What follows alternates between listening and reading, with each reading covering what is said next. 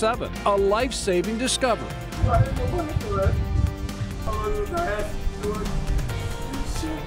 A 7 Action News crew jumps into action after finding a shooting victim bleeding out inside his home.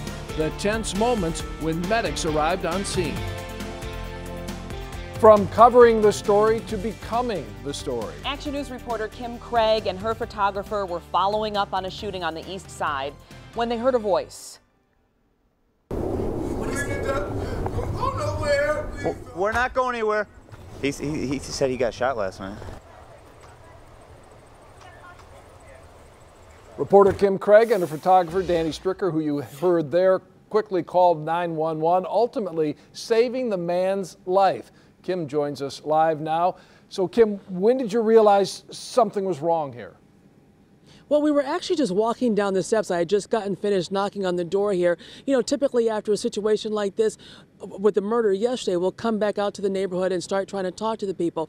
Now, I had just actually knocked on the door, and we were actually about to walk away when we heard a noise, and then we realized it was a man yelling for help. We're not going anywhere.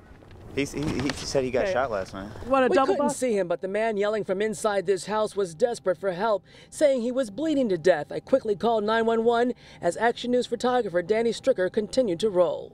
Help is on the way! Help is on the way, sir. Okay, don't let nobody distract us. Detroit police were quick to arrive. This was all unfolding late this morning on Fleming Street near Lance on Detroit's east side. We were trying to talk to neighbors about a man who was shot and killed in the middle of the street here around 6 p.m. yesterday.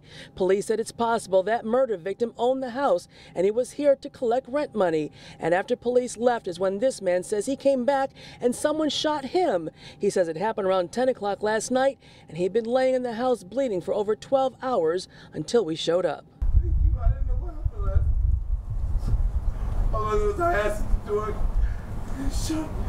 There was another guy shot, and I wasn't here when it happened.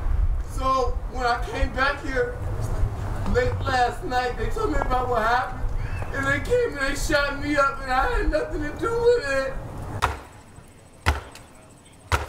Because the door was either locked or blocked, Detroit police had to use a battering ram. Then they were eventually able to see him through the side door. The man told police he's homeless. They were finally able to get to him and take him to the hospital. The man just desperate for help and for people to know that he had nothing to do with the murder. I know the person that got shot, but God knows I don't know what happened. And I'm joined right now by Danny Stricker, and we just want to point out that another house that police initially thought may have been connected to this is not associated with this at all. But Dave, certainly for Danny and I, certainly a first-time experience for both of us. Back to you. Well, and Kim, you've experienced, Danny as well, so many things on the streets, but this is something you certainly could not expect to encounter ever, really. Absolutely, absolutely. Talk about how surprised you were to hear his voice. You know, we come up to these houses, you don't know. And I was standing off to the side here, and Kim's knocking on the door. Next thing we hear a gentleman or a man's voice inside the house saying, help.